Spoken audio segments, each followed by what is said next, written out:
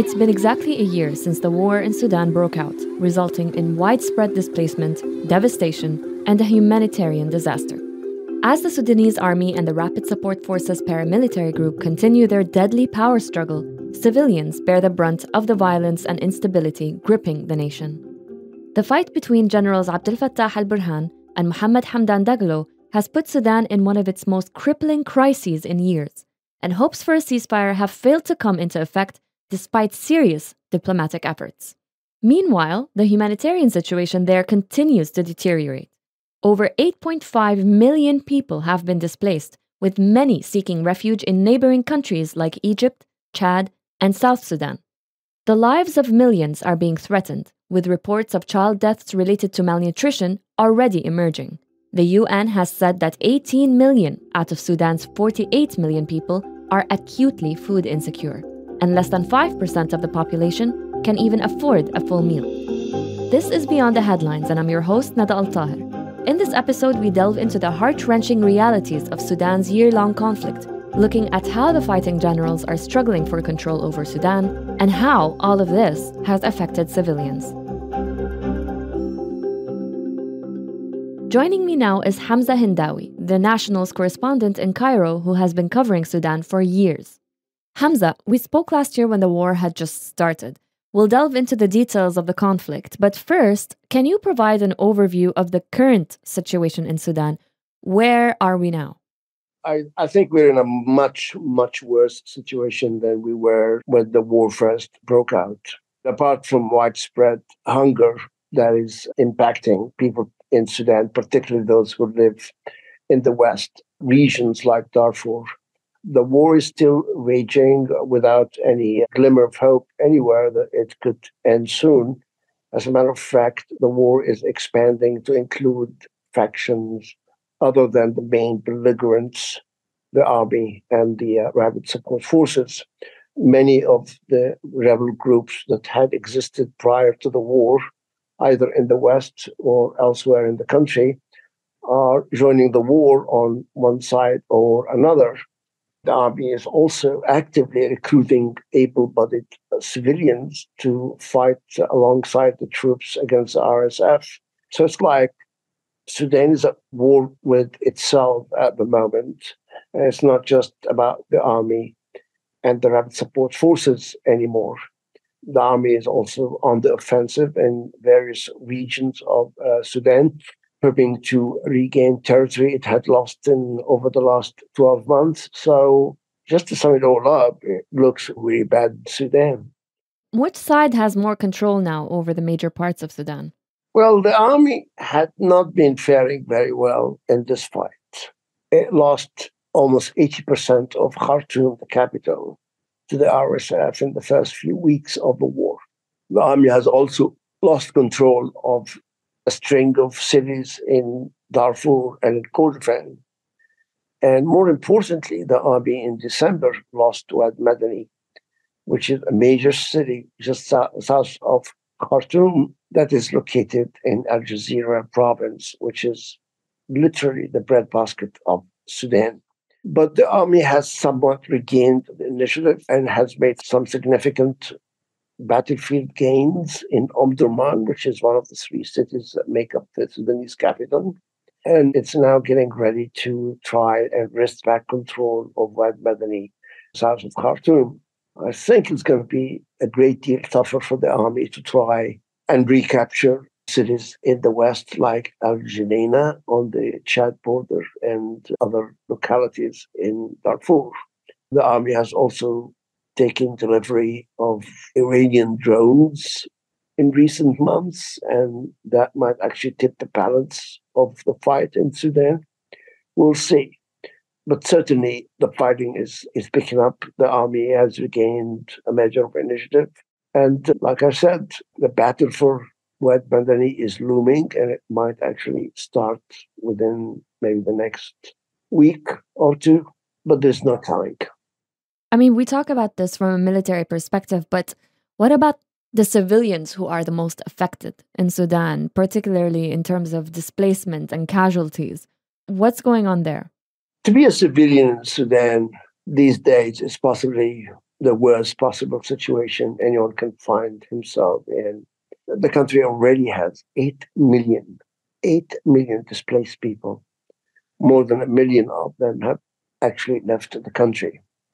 Wad Madani, which we mentioned earlier, that was captured by the RSF in December, has practically become a ghost city because people are so scared of living under the rule of the RSF because of its track record of looting, sexual assaults, arbitrary detention, and torture. So people's lives have been turned upside down in Sudan, in places like Khartoum, which on the eve of the war had a population of about 7 million. And I think about maybe more than half of these have left the capital, if not more. People in Darfur, where the RSF has waged ethnically motivated attacks. Many of them have crossed the border into Chad, which has now the largest population of Sudanese refugees, possibly up to 1 million. Others left for South Sudan. Those, when you watch videos that are posted online from Khartoum, it is completely deserted, almost completely deserted. It's like a ghost town. So Sudan's army has been trying to, as you mentioned, gain control over areas that are crucial for food production, like Al Jazeera. How has the overall conflict worsened the country's food security? I think many people are out of jobs. You must bear in mind, whenever you talk about Sudan, since the war broke out a year ago, that Sudan was, before the war, a very poor country where many people struggled really hard to make ends meet. Prior to the war breaking out, hunger was a problem in Sudan, not as widespread as it is now, but it was there. So when you have no job, no source of income, banks are not operating at full capacity, no bank branches open in Khartoum, but people rely on electronic mobile phone based transfers to pay for the food. People who are the large expatriate community of Sudanese who are employed in the Gulf and elsewhere in the world are finding it difficult to send money back to their families to survive in Sudan. Possibly about 60 to 70% of all health facilities in Khartoum are no longer working. Then on top of this, there is the obvious danger that on any given day you could get killed by a stray artillery shell, by a reckless airstrike, or a rocket that has veered off target. One thing about Sudan these days, there are a multitude of ways in which you can have a tragic death, and there's no shortage of that, especially in places like Khartoum.